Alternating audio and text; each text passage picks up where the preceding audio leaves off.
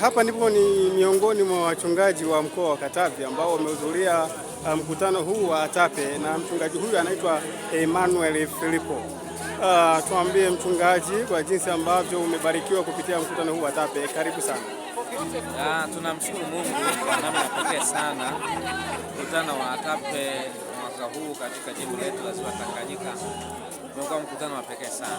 Tumebarikiwa, ulikuwa na kichwa kinachosema unafanya nini hapa.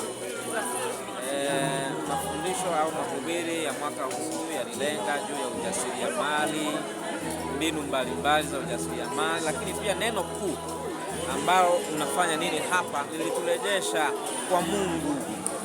Ni wito wa washiriki na waumini mahali popote walipo. Je, wako sahihi? Wako mahali sahihi? Bado wako katika wito wao? Katika kazi wanazozifanya, je, bado zinamletea Mungu utukufu? Kwa hivyo kwa kweli tulibarikiwa na tuliona ambavyo Mungu anaweza kumtumia mtu yoyote yule wa namna yoyote, kwa sababu tuliona kama kunguru, ndege mlafi, anaweza kuwa mwaminifu. Hata sisi pia washiriki na watu wa namna zote tunaweza kuwa waaminifu. Na unawashaurije washiriki kupitia chama cha ATAPE?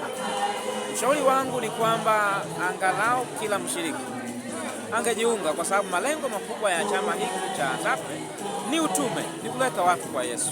Na kwa vile washiriki wote tumeitwa kanisani kwa ajili ya utume, basi nafikiri ATAPE ni chama sahihi kabisa kwa kila mshiriki kujiunga ili kusukuma mbele kazi yako.